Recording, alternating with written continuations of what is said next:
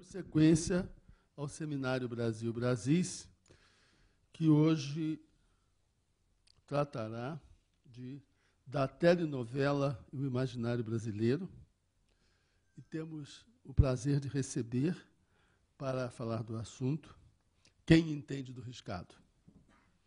Renata Palottini, Lauro César Muniz, Maria Carmen Barbosa. A título só de lembrete, eu anunciaria que teledramaturgia, se eu não estiver teoricamente errado, envolve telenovela, minissérie, seriados. O mais sobre o assunto será dito pelos especialistas, é claro. Tenho, então, o prazer de anunciar Renata Palottini, dizendo que estamos aqui na presença eu diria, de uma poeta, dramaturga, eu diria de uma poetisa. Vamos reabilitar o feminino, não vejo por que não, não é?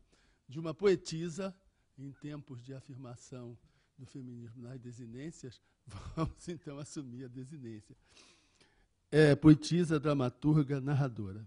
Professora de dramaturgia da Escola de Comunicações e Artes, ECA, da USP, e da Escola de Arte Dramática, EAD, da USP. Foi chefe de departamento da primeira e diretora da segunda escola. Foi ainda diretora e vice-presidente da União Brasileira de Escritores, da UBE. Escreveu e publicou o Dramaturgia de Televisão, publicado em 1998. Por suas atividades literárias, recebeu, entre outros, os prêmios Molière, Governador do Estado, Anchieta e o prêmio da Associação Paulista de Críticos Teatrais por sua obra dramática. Além destes prêmios, sua obra poética foi agraciada também pelo PEN Clube do Brasil, Prêmio Cecília Meirelles e o Jabuti da Câmara Brasileira do Livro.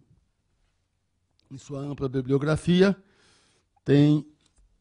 vou citar apenas os últimos livros publicados: Um Calafrio Diário, poesia; Colônia Sicília, teatro; As Três Rainhas Magas, literatura infanto-juvenil; O que é dramaturgia, ensaio; Teatro Completo, Chocolate Amargo; No Céu dos Cachorros, poesia; e Chez Madame Maigret, romance policial, esse de 2011.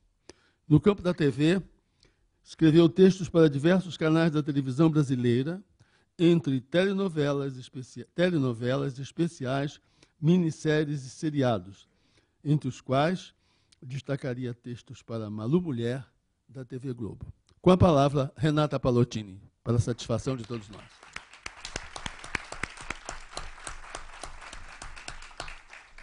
Muito agradecida pelas iniciais palavras carinhosas do Mício.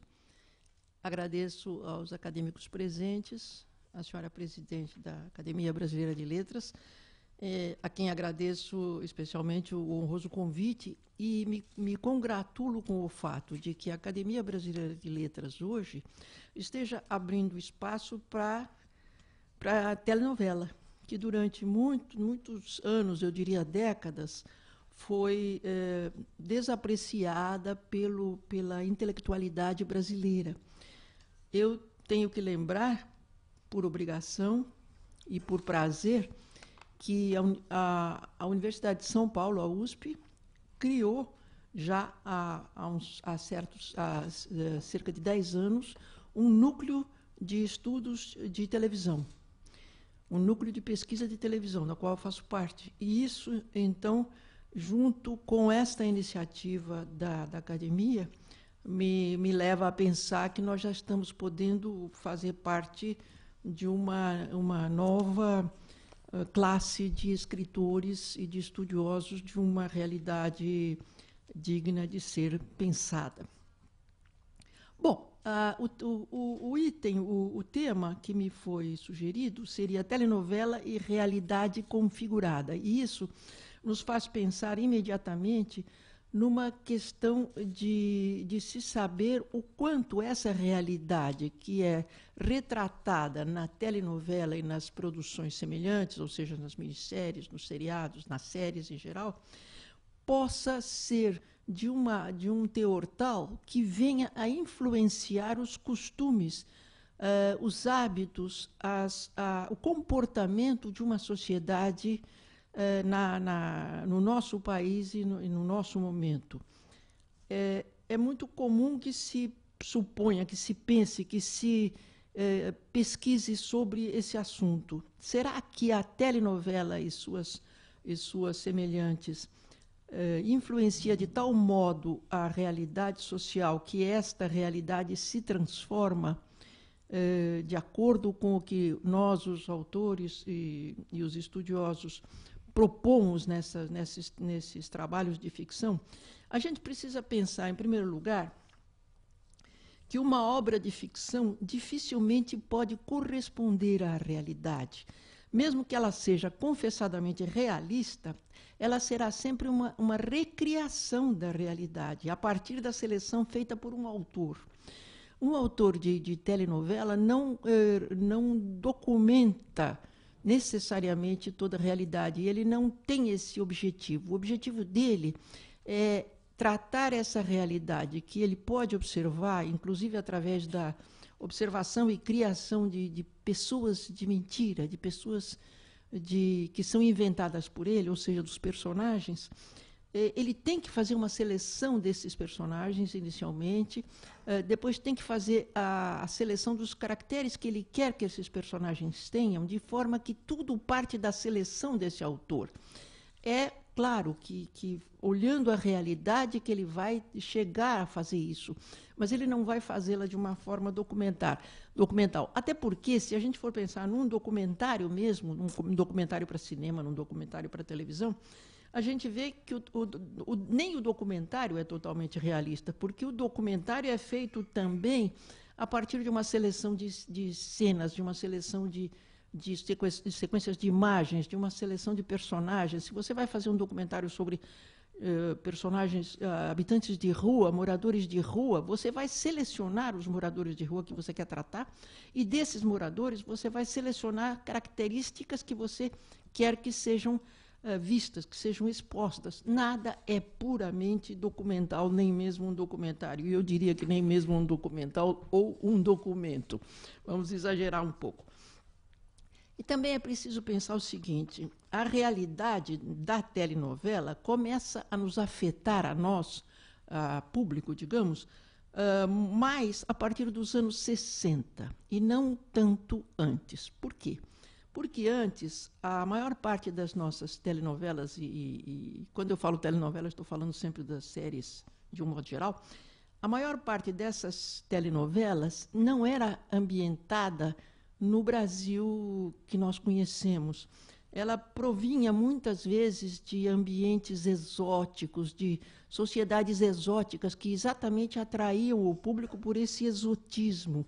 Eram coisas de Sheik de Agadir e congêneres, coisas que tratavam de ambientes e de sociedades e de realidades externas, que nos eram estranhas, de certa forma, e que nós conhecíamos por ouvir dizer. E aí, agora, então, por ver. Não é? É só a partir, no teatro, um pouco antes, quer dizer, começando a trabalhar essa nossa realidade, no teatro, de Nelson Rodrigues, dos seus consequentes acompanhantes, dos seus consequentes companheiros de trabalho, de Guarnieri, de Gianfrancesco Guarnieri, nos anos 50, em 1958, exatamente quando ele estreia Black Tie. No cinema, a partir de 69, poder-se-ia dizer, eu estou julgando umas datas apenas para dar um ponto de partida, mas Macunaíma, de Joaquim Pedro, Macunaíma de 69, já é uma realidade brasileira, a realidade criada por Mário de Andrade, e ela começa a se apresentar como o Brasil verdadeiro, o Brasil nascido de dentro de si mesmo. E na TV, a gente pode também botar uma data como simbolicamente ponto de partida, seria 68, 69, Beto Rockefeller, do Braulio Pedroso. É aí que se começa a enfrentar aquela produção que vinha de outros países, inclusive latino-americanos, porque a telenovela, tal como ela tem muito a ver com a produção latino-americana. E os cubanos dizem que nós gostamos de chorar, que o público, pelo menos eles estão falando do público cubano, mas eu poderia dizer que o público mexicano, o público colombiano, o público venezuelano e uma parte do nosso público gosta de chorar. Então, eles diziam que a gente se divertia muito chorando, né? O prazer de chorar, o prazer de sofrer. Então, nós tínhamos, até um determinado ponto dessa década de 60, uma produção, como eu digo, que se ressentia do fato de não ser nossa, de não nos dar retratos nossos. Aí começamos a ter a realidade brasileira, a realidade efetivamente nossa, aquela que nos diz respeito porque nos retrata, ou pelo menos tenta nos retratar. Agora, como é que existe uma certa acusação reiterada, como eu disse no início, volto a dizer agora, de que a telenovela, por seus, entre aspas, maus exemplos, por seus, entre aspas, exemplos transgressores de regras religiosas, de regras morais, de regras de conduta as mais tradicionais, ela pode dar maus exemplos a um determinado tipo de público. Nós somos frequentemente acusados disso.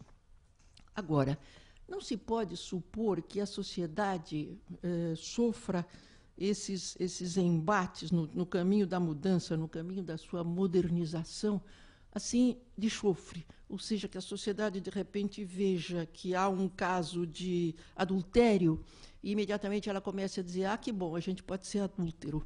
Não se faz assim. As mudanças que são necessárias na sociedade não se dão assim aos saltos. Elas são muito mais uma coisa hegeliana, muito mais uma coisa dialética, uma coisa que vem um movimento de um lado, vem um outro movimento, se encontra, e daí vai sair uma terceira colocação, ou seja, um terceiro tipo de comportamento que será, sim, o resultado desse conflito, o resultado desses dois movimentos anteriores.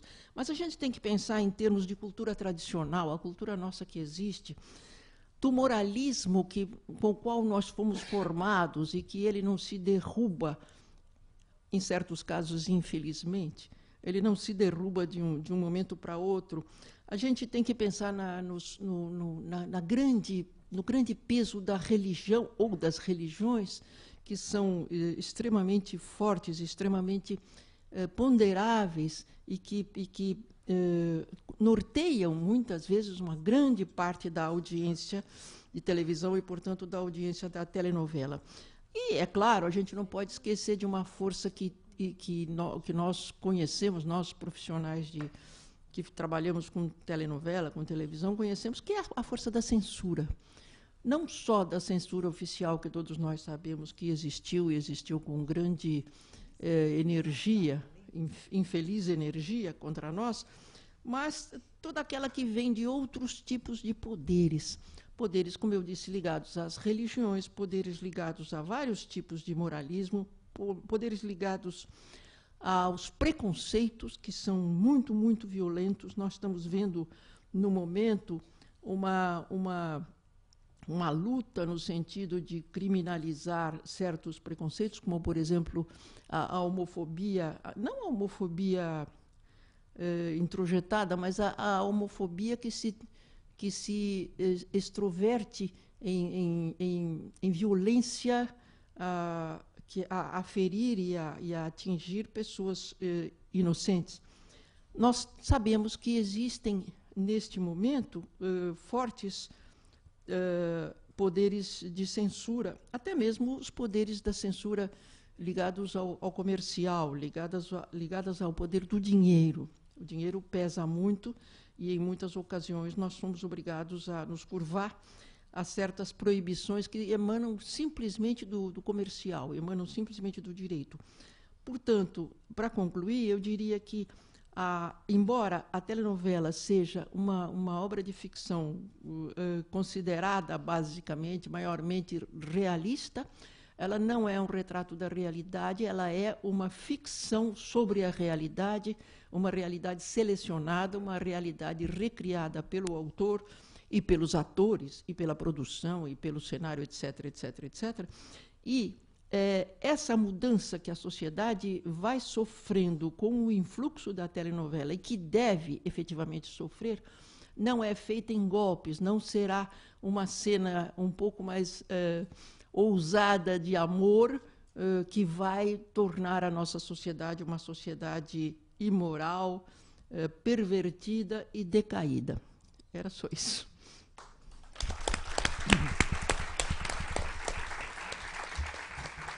Muito obrigado, Renata. Eu, evidentemente, não vou comentar a fala dos nossos convidados, apenas chamar a atenção para dois aspectos que foram destacados pela Renata, para um convite, como um convite à nossa reflexão, foi o que ela propôs, sobre se a telenovela influencia ou não os costumes, ou seja, se ela espelha ou se ela denuncia. É uma proposta à nossa reflexão, ela definiu a sua posição. E, segundo, ela apontou também a permanência do poder de censura, notadamente econômica. Também é um tema que eu acredito mereça um pensamento mais aprofundado. E acredito que foi essa a intenção da Renata ao lançar essas questões à nossa reflexão. Por um acordo comum aqui entre os nossos convidados, a palavra agora vai para Lauro César Muniz, que é um escritor brasileiro, autor de telenovelas, roteiros cinematográficos e peças teatrais. Trabalhou na TV Excelsior, na Rede Tupi, na Rede Globo, na Rede Bandeirantes e na TV Record, onde ele atualmente está desempenhando as funções ligadas à telenovela, roteiros, etc. Em 1966, escreve sua primeira telenovela, Ninguém Crê em Mim, considerada a primeira novela de autor da teledramaturgia. Mais tarde, em O Casarão, quem não se lembra, inova na dramaturgia televisiva ao contar 3 épocas distintas ao mesmo tempo. E, em Espelho Mágico, traz os bastidores do mundo artístico, a novela dentro da novela. Acompanhei todas. Estas são reconhecidas como exemplos de caráter de inovação presente na obra de Lauro César Muniz. Entre os principais roteiros para cinema, dos quais 12 foram produzidos, recebeu o prêmio de melhor roteiro do Festival de Cinema de Brasília pelo filme O Crime do Zé Bigorna, em 1977, com direção de Anselmo Duarte. Por fim, cabe lembrar as minisséries Chiquinha Gonzaga e Aquarela do Brasil, também de sua autoria. Fala Lauro César Muniz.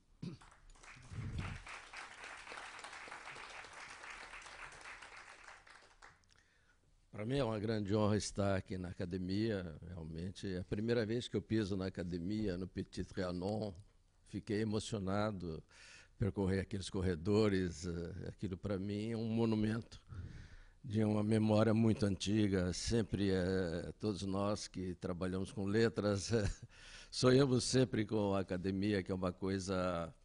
É um marco e um retrato da cultura literária brasileira, a mais eloquente, a mais significativa.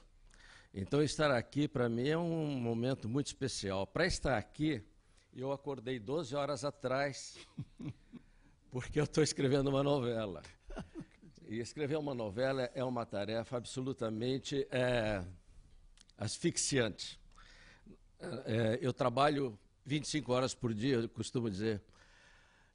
Nós todos que fazemos telenovelas não conseguimos nos desligar em nenhum momento do trabalho. É uma coisa asfixiante mesmo, é uma coisa... É um trabalho que o Hércules não quis fazer e nós estamos fazendo. É o 13º trabalho que o Hércules não topou fazer. Então, estar aqui, eu não poderia deixar de aceitar esse convite, me honra muito. E estar aqui hoje é uma coisa, para mim, muito significativa.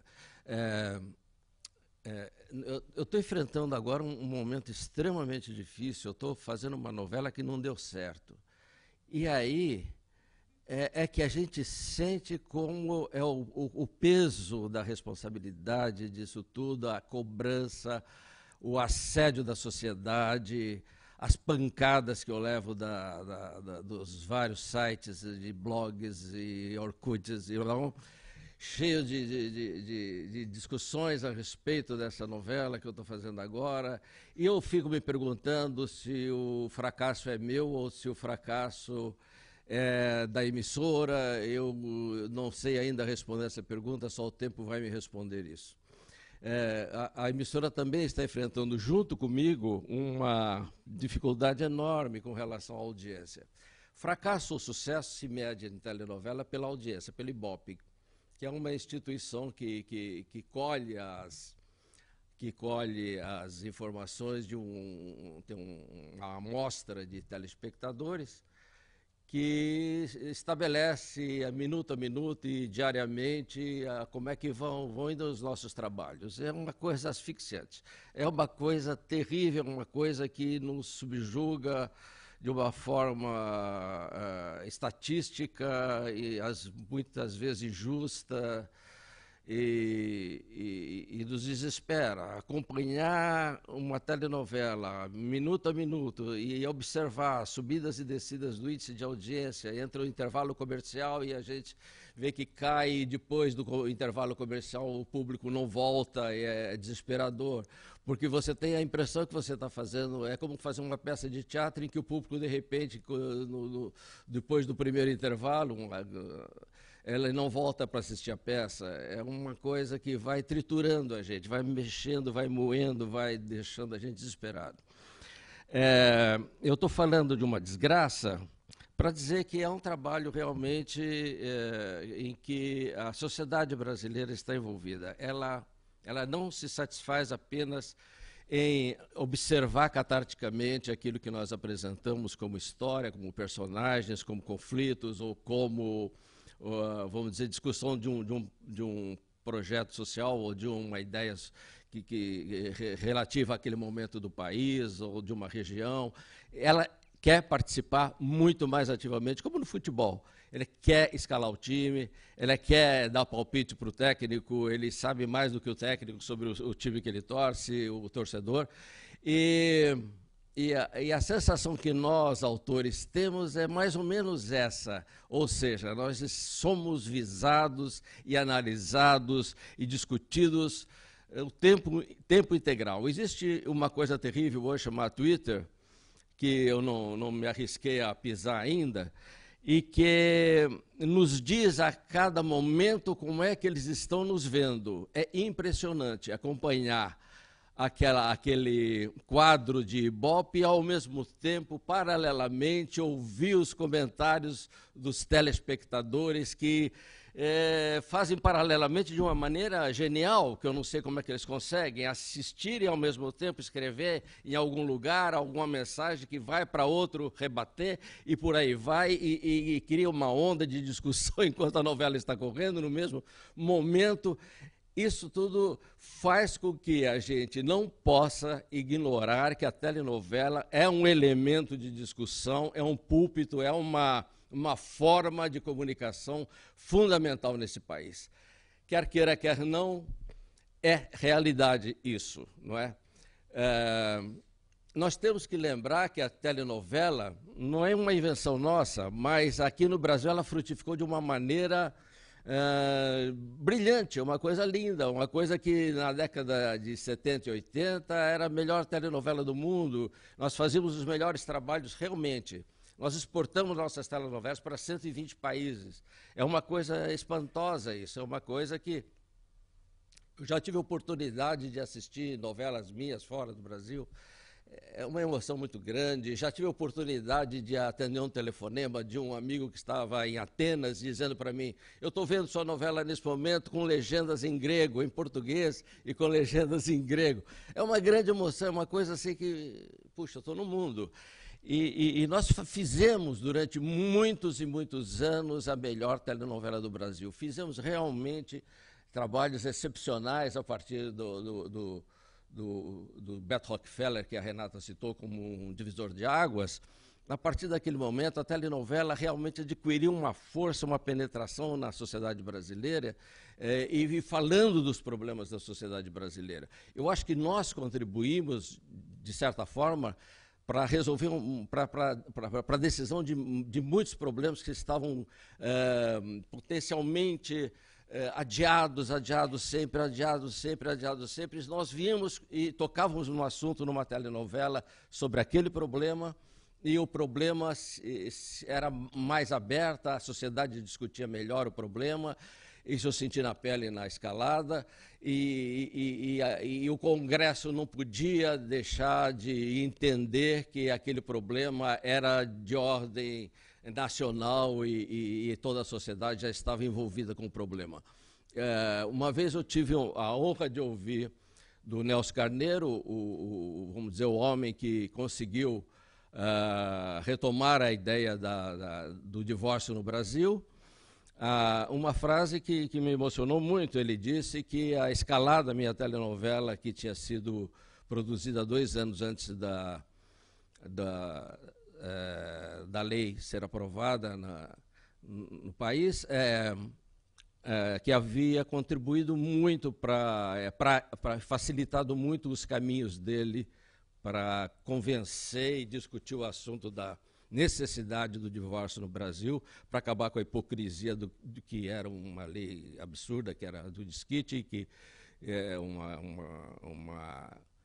uma discriminação, era uma lei discriminatória com relação à mulher, principalmente, não é? Então, eu discuti bastante isso numa novela, e isso me entusiasmou, o fato de poder contribuir dessa forma. Por quê? Porque nós atingimos, uma novela de sucesso hoje atinge facilmente 50 milhões, 60 milhões de telespectadores adultos. É uma quantia realmente fabulosa. Eu acho que só na China alguém assiste mais telenovela que no Brasil, porque tem muito chinês, não é? Agora, proporcionalmente, eu acho que proporcionalmente, nós vemos mais, nós discutimos mais a telenovela do que os chineses. Agora, se eles tivessem essa chance que nós temos, eles talvez fossem um país até melhor. O que acontece é que essas novas dinâmicas de comunicação através da internet propicia realmente uma ebulição de tudo aquilo que nós estamos colocando para a sociedade. Então, vale a pena, sim, pensar em termos do Brasil para fazer uma telenovela. Toda vez que eu sou convocado para fazer uma telenovela, eu procuro me plugar num problema que seja candente da sociedade brasileira, um problema que esteja sendo discutido nesse momento, um problema que vale a pena abordar. Então,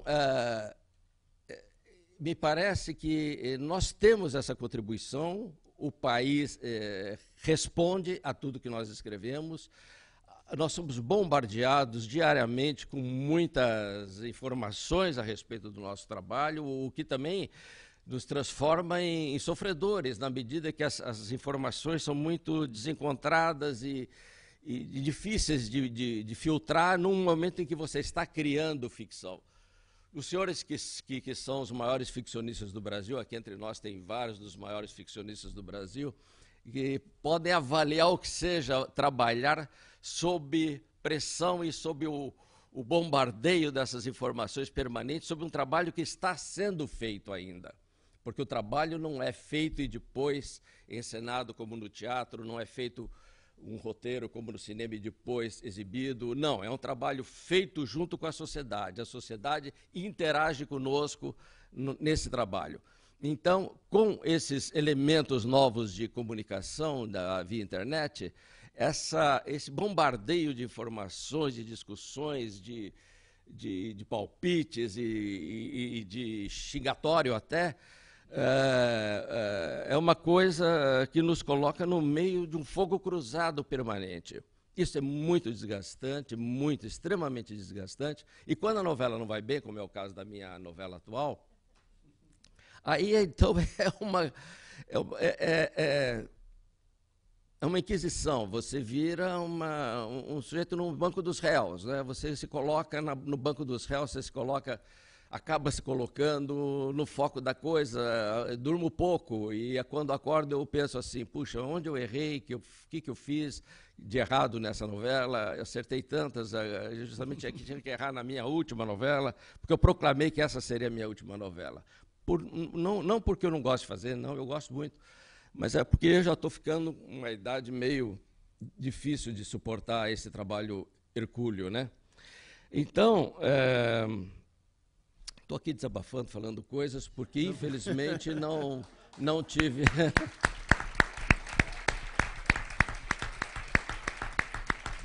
Não tive oportunidade de refletir muito sobre o tema proposto pela academia, lamentavelmente, porque o meu trabalho é realmente violentíssimo. Agora, eu decidi que seria a última, porque eu estou na hora de parar. A gente tem que saber parar. O jogador de futebol tem que saber parar. Autor de telenovela também tem que saber parar. O escritor de ficção, de uma maneira geral, não tem essa preocupação, pelo contrário, ele pode escrever as coisas mais geniais na hora da morte. Mas a telenovela, ela tem um processo industrial.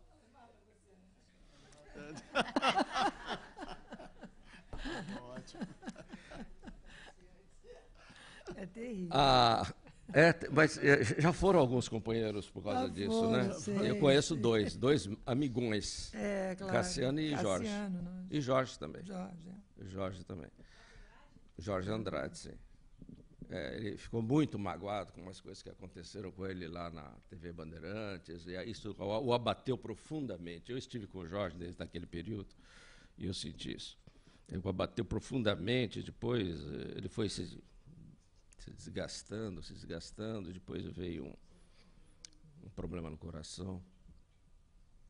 E o Cassiano também. O Cassiano tinha feito uma novela de grande sucesso, que Sou Eu, e depois, uma novela seguinte, ele não acertou como ele queria, ele ficou muito abatido também, e morreu também em seguida. Foi uma coisa que eu não digo que ele morreu de telenovela, mas... Atestado de óbito. Mas alguns já morreram. Então, deixa eu ver se eu retomo o fio da meada. Realmente... A telenovela é um irradiador, um elemento de provocação social. Aquilo que o teatro fez na década de 60, 70, e infelizmente hoje não faz com tanto vigor, a telenovela tem feito, e fez mais também no passado do que hoje. Por alguma razão, equívocos ou erros de avaliação, as telenovelas perderam, do ponto de vista de conteúdo, perderam qualidade. Isso não podia ter acontecido. Mas nos últimos 15 anos, elas perderam bastante a qualidade. As pessoas começaram a baixar o nível, acreditando que poderiam alcançar essa nova classe C ascendente, a nova classe média ascendente, tão proclamada aí como uma evolução social do país nos últimos anos. E para atender a essa classe C ascendente, resolveram que era preciso abaixar o nível de comunicação das novelas. Isso me parece um erro e lamentável, porque nós fazíamos novelas muito boas mesmo, e nós influenciamos muito naqueles problemas candentes todos da nossa sociedade, né? Há muitos trabalhos importantes feitos sobre a discriminação da mulher, muitos trabalhos que ajudaram a emancipação feminina nesse país, assim como o homossexualismo também. Vários trabalhos importantíssimos ajudaram a repensar a questão do homossexualismo, né? que era vista de uma maneira absolutamente terrível e doentia. A maneira de ver era doentia e não o fato em si, como se pretendia. Agora, eu acho que a telenovela, então, teve essa função importante e perdeu, ultimamente, essa força de tocar nos problemas mais importantes do país. Ou o país está bom demais, não é? O que também é possível, então não há muitos problemas a discutir, não é? Se bem que a corrupção está aí para quem quiser falar sobre ela. Ou então é porque... Euclides falou sobre isso. Euclides falou. Falou, sim. Que criou um presidente fictício. É possível. O Ibope sempre influenciou muito, né? O Ibope sempre criou, norteou muito as pessoas que determinam a emissora, que determinam os caminhos da emissora. E sempre fomos cativos do Ibope, sempre isso aí. E é lamentável que não haja um outro instituto que faça também essa aferição de audiência, porque poderia dar números bem diferentes. A gente nota coisas absurdas com relação ao Ibope. Quem trabalha diariamente com isso sente claramente que há uma certa manipulação. É uma manipulação até fácil de fazer. É possível que exista assim, uma manipulação, uma ligação entre Ibope e os poderes todos, os interesses dos grupos mais poderosos que estão no poder hoje. É possível que haja isso, sim.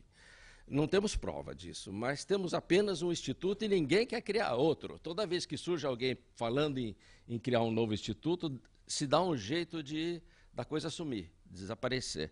É possível, sim, que haja uma manipulação. Como eu sou contratado da Record hoje, eu sinto essa discussão muito forte lá na Record. Quando eu era da Globo, não sentia esse problema, não. Então, me parece claro que há uma rede de controle bastante escondida e que se faz através de pequenos sorrisos e pequenos tapinhas nas costas e um ou outro e-mail, um telefonema aqui, outro ali.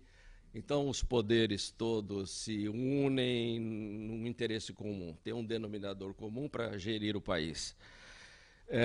Eu acho que o Ibope faz parte desse complexo de direção. Eu acho que tem um controle, sim, sobre isso, e eu acho que não interessa para a Rede Globo que haja nenhum outro instituto aferindo a audiência. Eu acho que os resultados poderiam ser um pouco diferentes. A gente sente pelas reações do público nas ruas, não é? Os atores da Record dizem isso, que eles são muito mais aclamados nas ruas do que os números mostram, não é? A minha novela dá índices baixíssimos. Ela tá sendo exibida a partir das 11h30 da noite. Ela termina sempre no dia seguinte. Então, com isso, a gente esperava que não houvesse nenhuma reação do público com relação a máscaras, né? E, no entanto, há uma reação forte. Os atores comentam conosco que a reação é bastante diferente dos números que a gente recebe. Eu não estou querendo justificar índices baixos da minha novela, não. Eu estou querendo justificar índices baixos de todas as emissoras que não são a Globo. Então, essa é a minha preocupação. Eu acho que esse monopólio continua existindo, dificilmente será enfrentado, e existe uma rede de interesse. Existe uma coisa também, você falou da Globo. Eu, como sou da Globo, eu acho que a Globo tem uma produção impecável também. Isso conta muito, né? Talvez a Record não tenha essa produção impecável que traga esse tipo de... Traga o público, ela traz, ela envolve o público. ela tem uma equipe de produção por trás muito forte. Ela tem já uma consciência tomada do que é televisão. Eles são muito mais profissionais do que está na Record. A Record ainda é uma coisa dominada pelos bispos, por isso. Talvez essa distância entre um pensamento e o outro acaba recaindo sobre a obra. A Globo, todo mundo se preocupa com a obra. Por exemplo, você está vivendo esse problema, eu estou começando um que pode acontecer, está acontecendo com você. Eu estou começando uma novela. Então, a gente tem os cuidados que são pedidos e que são necessários que a gente mostre na sinopse, são muito grandes, entendeu? Para que não haja... Aí a gente é muito cercado, tem muito apoio, muita pesquisa, muito... Quer dizer, enfim, Laura, eu sei que você não precisa de nada disso. Você, inclusive, é uma pessoa que ensinou a todos nós a fazer televisão. Eu aprendi muito com você. Você foi o meu autor querido, por Casarão, por todas essas novelas. Inclusive, a novela, uma novela que... O Espelho Mágico, foi uma novela que deu problema. A gente sabe que o Espelho Mágico deu problema, porque nessa época eu era produtora, trabalhava com o Daniel, e via a confusão que era, porque falava de... Aí criou-se na televisão uma coisa assim, a televisão não gosta de ser citada, o público não gosta de ver a realidade da televisão. Bom, ficou esse tema lá dentro. Então, eu acho que a gente... É claro que a Globo tem uma força muito grande, é claro que ela é muito, muito bem equipada, ela é muito... As pessoas são muito profissionais lá dentro, mas isso também não impede que faça fracassos.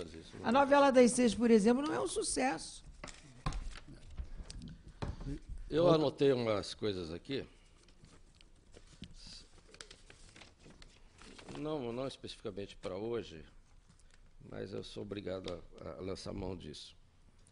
Eu escrevi um artigo há pouco tempo para uma revista da editora Lazuli, não? Lazuli. Peço licença para ler o primeiro parágrafo. Uma estratégia perfeita, amparada legalmente, protege a Rede Globo, a maior rede de televisão aberta do Brasil, uma das maiores do mundo.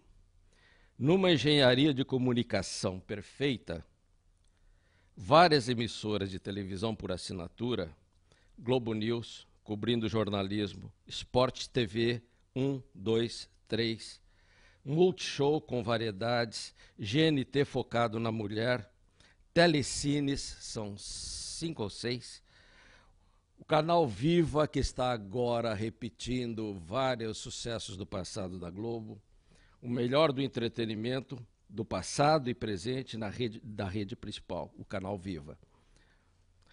O canal Futura, voltado para programas educativos. A Globo Internacional espalhando o Brasil pelo mundo todo, o que é muito bom também. Isso eu acho excelente que aconteça isso. O Jornal Globo e o Jornal Extra, jornais fortes na cidade do Rio de Janeiro, Diário de São Paulo, Época, uma revista semanal de amplitude nacional. Som Livre, uma gravadora que repercute o sucesso das telenovelas e shows. Portal na internet cobrindo todos os núcleos de comunicação, sites paralelos, redes sociais e uma equipe excepcional de profissionais em todas as áreas. Ligações de interesses tácitos com outros jornais, isso que me parece o mais importante. Ligações de interesses tácitos com outros jornais e revistas semanais e mensais, de assuntos variados, da política às telenovelas.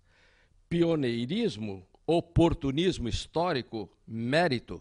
Mérito, sem dúvida. Eu trabalhei lá e eu vi que é uma empresa absolutamente focada no sucesso e na produção da melhor qualidade possível.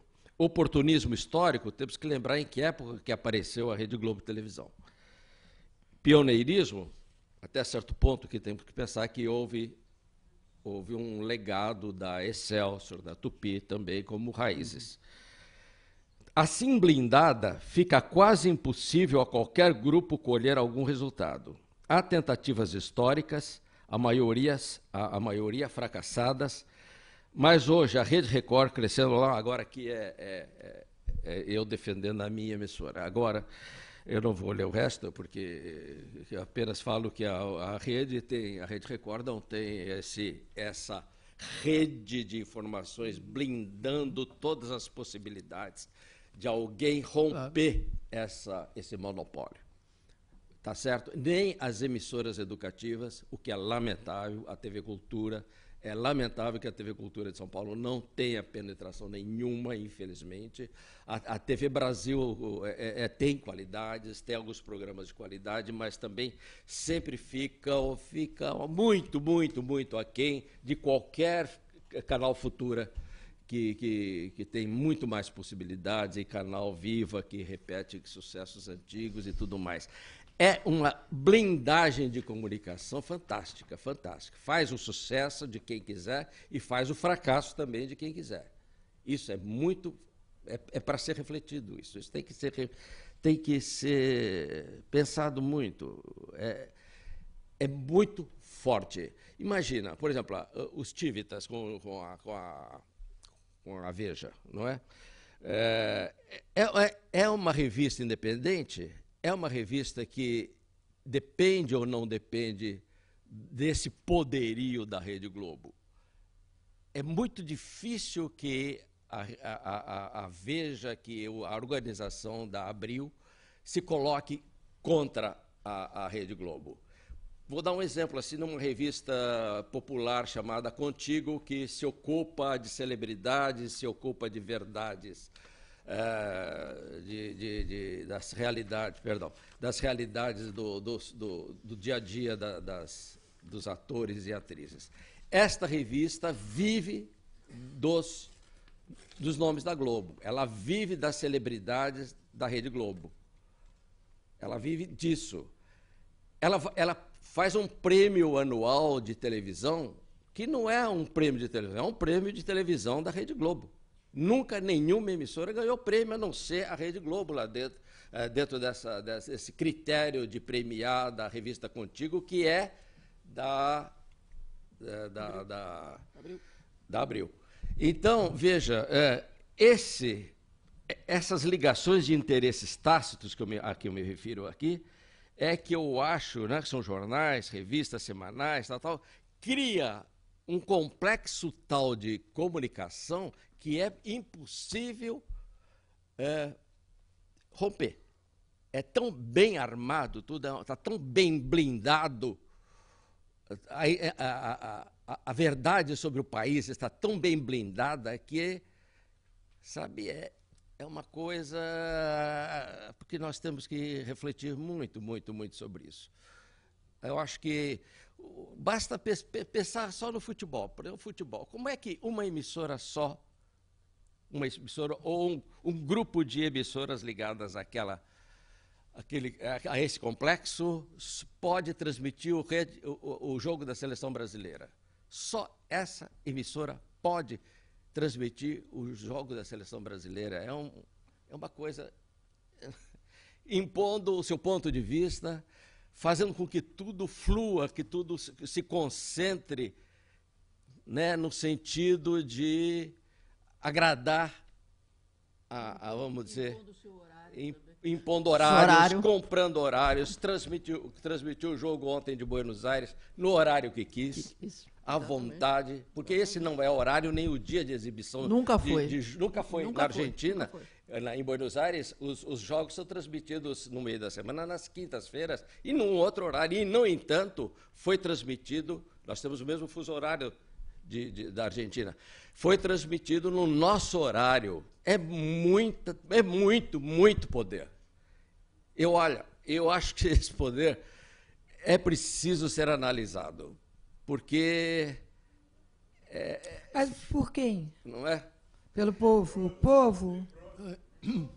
Mas Big Brother também teve, na Record também teve um Big Brother.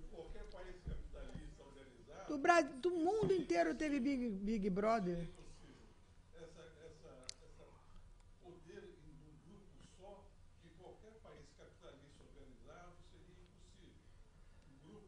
televisão, jornal, rádio, editora, banco, tudo isso não pode.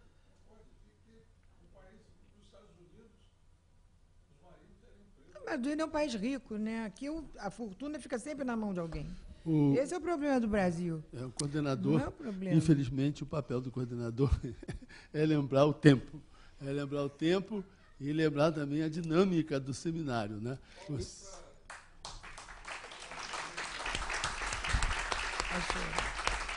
Lauro, você tem 5 minutos. Ele me deu 5 minutos, eu vou tentar terminar em 4. Não, é o seguinte, primeiro eu peço desculpas pela minha veemência, que é de um cara que acordou às 5 horas para poder estar aqui às 5 horas da tarde, às 5 horas da manhã para estar aqui às 5 horas da tarde. Eu estou muito cansado, Fazer uma novela é extremamente difícil. Fazer uma novela que não dá certo é um calvário. É um calvário.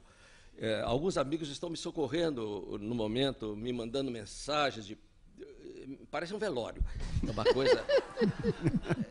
Então, eu queria só terminar dizendo que gostei muito da colocação da Renata, desse painel que a Renata fez, e gostaria de lembrar que tudo isso que nós estamos vivendo hoje em telenovela, no Brasil e na América Latina, tem uma origem no folhetim que nasceu na França, no século XIX, começo do século XIX, e que, no Brasil, conseguiu um sucesso nos meados do século XIX. Os brasileiros também estavam comprando jornais para avidamente acompanhar o que ia acontecer com as heroínas e os heróis daquelas histórias seriadas, não é? Esse folhetim, essa maneira de fazer, foi produzido no Brasil pelos maiores nomes da cultura nacional do século XIX. Machado de Assis escreveu o folhetim. Machado de Assis fez vários folhetins, inclusive, se não me engano, Yaya Garcia e A Mão e a Luva foram folhetins, que depois, para editar como uma obra completa, uma obra, vamos dizer, como um romance, ele talvez tenha retrabalhado algumas coisas, o que é muito natural, porque esse processo nosso é sempre um rascunhão. E eu acredito que para ele também, naquele momento, seria um rascunhão fazer os folhetins.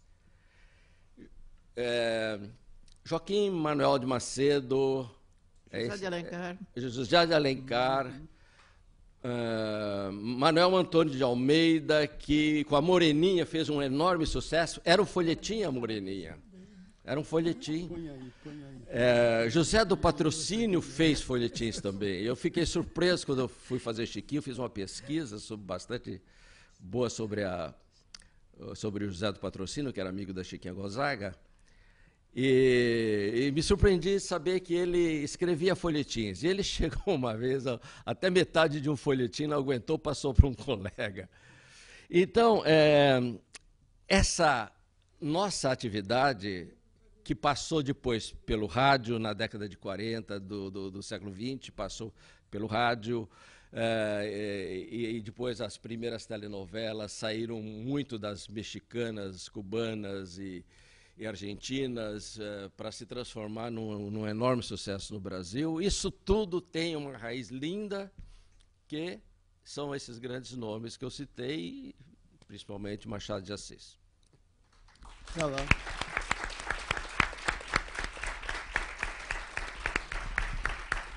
Lauro, eu vou pontuar com um comentário de Tiete de telenovela.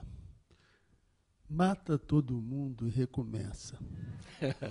A Janete Claire fez isso. A Janete Claire fez, eu me lembrei da Janete Claire. A novela estava com índices baixíssimos de audiência, ela simplesmente matou a maioria dos protagonistas. Fez um terremoto. Fez um terremoto e matou.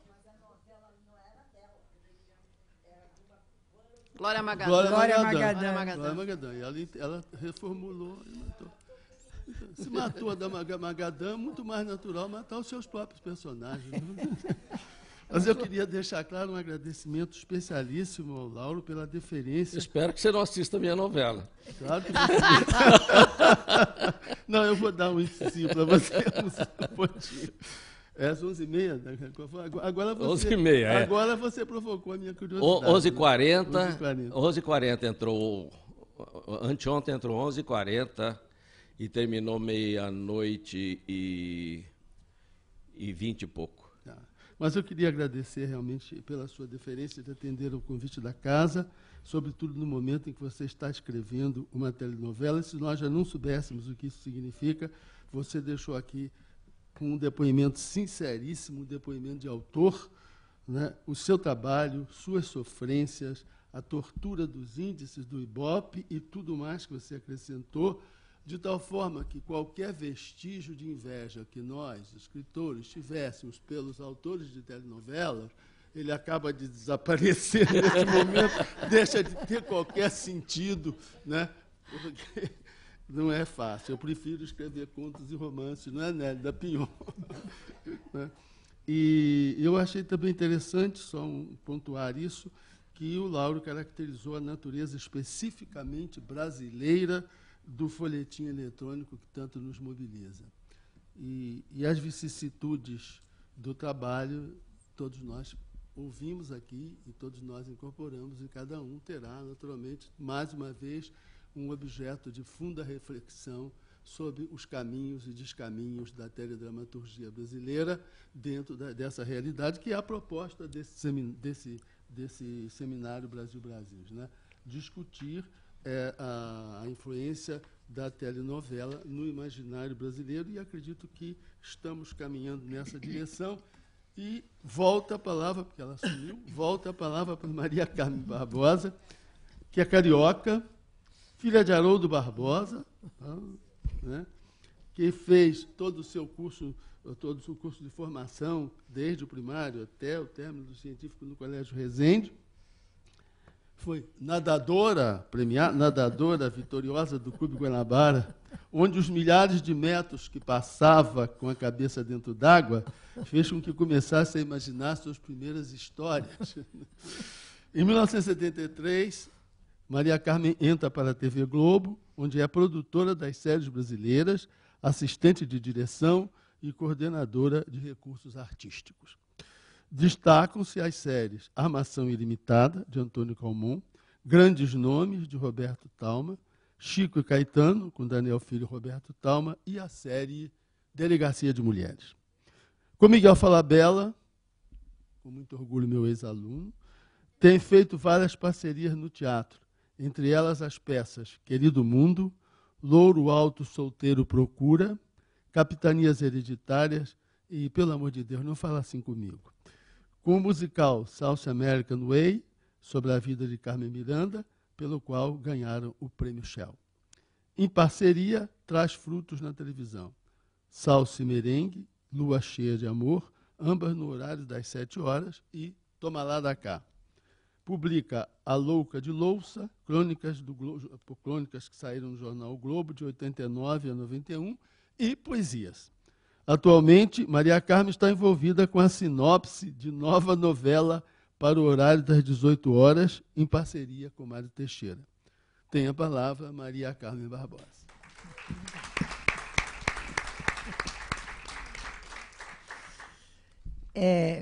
Se eu acho que fazer a sinopse é um prenúncio do que pode acontecer, tudo que o Lauro falou. Mas vamos considerar que seja tudo bem e que vai dar tudo certo. Porque, na realidade... Eu comecei pensando assim. Pois é, mas a gente tem que pensar bem, tem que começar com o pé direito. Não dá para chegar e falar, não pode descer a cortina do passado, né? Enfim, eu acho que, como eu me preparei para discutir o imaginário brasileiro sobre a novela. É o que a gente espera. Então, o imaginário brasileiro da telenovela, ele é, para mim, uma coisa incomensurável, inalcançável, porque o Brasil é tão grande, são tantas lendas, tantos lugares, tantos modos de falar, tantos falares, né? Tantas cores, tantas raças, que evidente, o imaginário brasileiro é absurdamente grande. A gente, quando vai criar uma novela, a gente tem, quer dizer, a primeira imaginação, a primeira necessidade que você tem que ter para criar uma novela é ter uma boa ideia. Se você não tem uma boa ideia, você pensa bem se a sua ideia é boa. E essa ideia vai ser discutida com alguém. Eu adoro trabalhar com parceria, porque sozinha eu acho que você fica meio perdida na sua ideia, se achando o máximo, e às vezes não é. Alguém tem que chegar e dizer, olha, se fosse você, eu ia por ali, eu ia por aqui. E isso faz a gente ser parceiros. Eu tenho um parceiro ótimo, que trabalha comigo, e a gente está escrevendo uma novela chamada O Sorriso do Tempo. Sorriso? O Sorriso do Tempo. E daí, os personagens que nós estamos criando são todos dentro do imaginário brasileiro. Quer dizer, a gente não está criando um personagem, a gente não está fazendo... Claro que todos vão acabar fazendo alguma crítica. Isso não existe. Não existe novela sem crítica. Novela sem crítica não... Nem Cinderela foi sem... Todas as novelas têm... Todas as histórias têm uma crítica.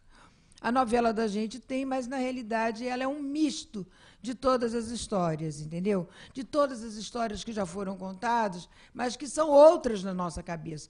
Nós transformamos essas histórias, como todo autor, em outras histórias. Foi através do que nós lemos, do que nós vivemos, é que nós fazemos as nossas histórias. Esse é o imaginário brasileiro. É a partir daí que você vai começar uma sinopse. Essa sinopse, ela, claro, que você tem tanto sofrimento quanto escrever uma novela.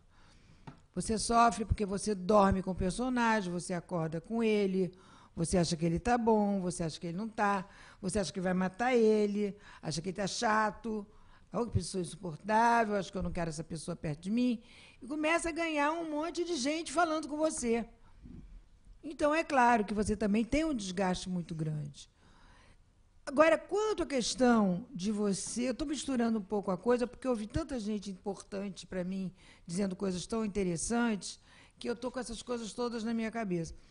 Quanto a você fazer dimensionar o sucesso daquilo que você vai estar fazendo naquele momento, é uma coisa absolutamente destrutiva ao processo de criação. Eu acho que se você criar achando que você está fazendo um sucesso, você já está com problema. Porque aí você fica na obrigação de ir e voltar. Ah, não, porque aqui não pode ser, porque no momento, no momento que nós estamos vivendo é isso. Quer dizer, você perde a liberdade que um escritor tem. Um escritor, quando escreve um livro, ele não está dimensionando o sucesso do livro.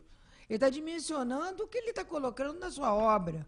A sua dor, a sua vida, a sua visão de determinado momento que está vivendo ali aquele personagem do seu livro.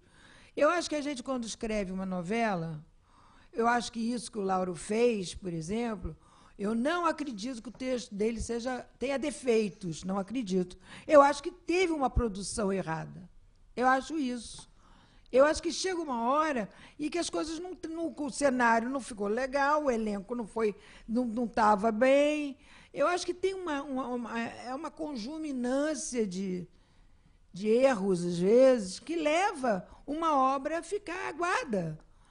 Entendeu? Se você pegar Os Três Mosqueteiros e der para uma pessoa completamente inexperiente fazer, vai dar certo. Aquela espada vai cair da mão do cara. O outro, a Milady, vai ser boazinha. Não sei, vai ficar a favor dos ventos, entendeu? Então, isso tudo é muito importante. Você, quando você faz uma novela, você não é o dono de tudo. A gente dá a última palavra. A gente dá a primeira, eu falo sempre. Eu dou a primeira, como autor, eu dou a primeira palavra, o diretor dá a última. O complexo dá a última palavra, porque eu não tenho como brigar contra uma empresa, entendeu? A gente é humilde nessa parte. Você se submete. Porque como? Você vai fazer o quê? Vai dizer, não acho, eu acho que deve fazer isso. Não, o dinheiro não é meu. Não sou eu que estou lidando com o dinheiro, eu estou lidando com o meu talento. Se daí entra outras informações, aí é um outro problema. Então, eu acho isso. O que eu penso sobre o imaginário brasileiro é você ter uma visão muito importante sobre ele, um grande amor pelo seu imaginário, um grande amor por tudo, por todas as coisas que você fez ou já viu na vida. Eu me lembro que eu fiz Lampião e Maria Bonita. Nessa época, eu era produtora artística do Lampião e Maria Bonita. A importância que foi para mim ter ido à Caatinga, ter estado com a família de Maria Bonita, com a família de Lampião, eu conheci a filha, mas com aquela história tão minha, eu estar dentro daquela Caatinga, eu sou carioca, eu sou da beira da praia, eu cheguei lá, tive uma crise de choro. Eu nunca tinha visto, imaginado uma Caatinga na minha vida, vi aquele... Eu me senti com Deus e o diabo na Terra do Sol, sabe? O Glauber veio, eu fiquei toda desesperada, e chorei desesperadamente. E essa coisa, essa Caatinga está comigo aqui dentro até hoje, graças a Deus, e ela não me abandone. Então, eu acho que nós temos essa responsabilidade maior, porque se a gente fosse preocupar, porque o Lauro está vivendo um momento muito difícil, que a gente conhece, mas ele sabe que quando na hora de criar, ele não vai pensar nunca mais em nada de Bob, nada disso, porque isso não vai voltar, entendeu? Isso está acontecendo agora. Isso vai passar e ele vai fazer uma outra novela, se tiver que fazer, vai fazer uma linda peça de teatro, vai fazer um espetáculo. Porque quem cria, cria. E vai criar sempre, em qualquer lugar, em qualquer situação, dependendo, mesmo que seja vivendo uma situação que não seja... a situação mais agradável de viver, você não vai deixar de criar por causa disso. Pelo contrário, você vai aproveitar isso e vai criar em cima daquela situação que você está vivendo. Eu não tenho muita coisa para dizer, porque as pessoas são muito importantes aqui. Você disse bem. E eu só quero defender um pouco a questão da TV Globo, que eu acho que, claro, importante, ela é importante, ela tem vários domínios, mas tudo com muita consciência. Eles fazem muito trabalho social, eles têm uma consciência do que eles estão fazendo, por que estão fazendo e até onde você pode ir. Eles nunca deixaram... nenhum autor agora trabalha mais sem estar junto com a equipe toda, a equipe de direção, a equipe de direção geral da empresa. Isso tudo é um trabalho que só ajuda na criação, porque a gente tem uma resposta do que... Não, isso aí não deve ser tocado, esse assunto. Esse assunto, se você tocar agora, não é oportuno, entendeu? Aí a gente vê uma outra forma de pensar nesse assunto. Quer dizer, então, a gente tem uma coisa mais acompanhada, a gente não é tão sozinho. Como que os grandes autores, eles sempre criaram o que foi da cabeça deles, porque eles fizeram a televisão. Na realidade, tudo que nós estamos vivendo, ninguém ali teve faculdade de televisão, não existia. A gente entrou para fazer uma coisa que a gente não conhecia. É bonito, é bom, fazer televisão é bom, vamos fazer televisão. Ninguém cursou. Agora, de um tempo para cá, surgiram as faculdades, surgiram os mestrados, surgiram... Bom, enfim, todo mundo virou professor de televisão, o que é ótimo, mas essa geração, a minha geração, não sabia nada. Nós entramos com a cara e com a coragem e fizemos departamentos, fizemos produções, criamos programas. Quando eu fiz Delegacia de Mulheres, que foi um programa que criou várias polêmicas com a polícia, com as mulheres, e, ao mesmo tempo, tinha uma torcida pelo programa, porque ainda não existia a Lei Maria da Penha, ainda nem existia a Delegacia de Mulheres definitivamente implantada. Eu já falava disso, da violência contra a mulher. Claro que houve milhões de interferências para fazer a Delegacia de Mulheres, mas ela foi feita, ela foi cumprida. Enfim, isso eu acho também que é uma coisa que teve uma importância, entendeu? Talvez seja o meu trabalho mais importante, é um trabalho que eu gosto, eu tenho amor de ter feito, de ter criado esse programa, sem ninguém antes ter pensado nisso. Enfim, eu acho que a televisão me deu essa oportunidade, como deu a todo mundo, de fazer várias coisas. Agora, a discussão sobre poderes, sinceramente, foge ao meu alcance. Eu não sou uma pessoa da administração, não sou ainda uma pessoa que tenha poderes para determinar, não, porque o Ibope, ou isso, não sei. Não sei como essas coisas, não quero saber também. Vai me aborrecer. Tá então, eu prefiro que não me aborreça, eu quero criar. Me deixando criar em paz, eu fico feliz. E eu estou felicíssima de estar com vocês hoje aqui, graças a eu poder criar alguma coisa que eu considero boa. Muito obrigada pelo carinho.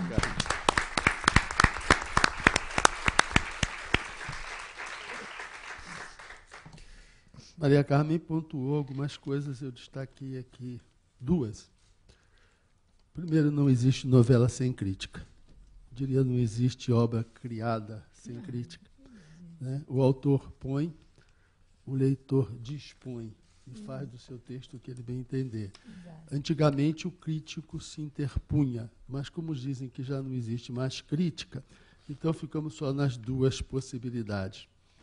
Lembrou também que a telenovela é o resultado de um trabalho conjunto, em que múltiplas instâncias se integram, o que alivia um pouco o sofrimento do Lauro nesse momento cruel que ele está vivendo. E eu acrescentaria, diante do que aqui se ouviu neste seminário, é que a convergência emerge do diálogo das divergências. Isso se chama democracia.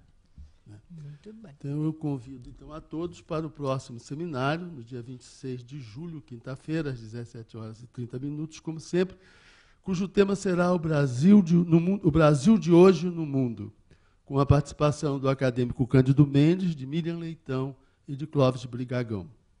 No dia 29 de junho, às 18h30, Cinema na BL, com a série Literatura Policial, estará exibindo O Grande Golpe, de Stanley Kubrick, baseado no livro Clean Break, de Lionel White. 3 de julho, terça-feira, tem início o novo ciclo de conferências, A Memória Reverenciada, coordenado pelo acadêmico Alberto Venâncios Filho. O título dessa primeira sessão é Evandro Lins e Silva, doutor em Humanidade. O conferencista Fábio Conder Comparato. No dia 5 de julho, a Academia continua com a sua programação aberta à comunidade, ao público em geral, com a série Música de Câmara na BL, com o Abstract Ensemble, com uma série de números que serão aqui executados. Essa programação, e eu encerraria esta sessão do seminário, deixando uma provocação mobilizadora diante de tudo aquilo que se disse e de tudo aquilo que está acontecendo na televisão e outras formas de entretenimento, em outras formas de manifestação de arte no Brasil. Será que estamos vivendo um tempo de celebração da insignificância? Está encerrado o seminário.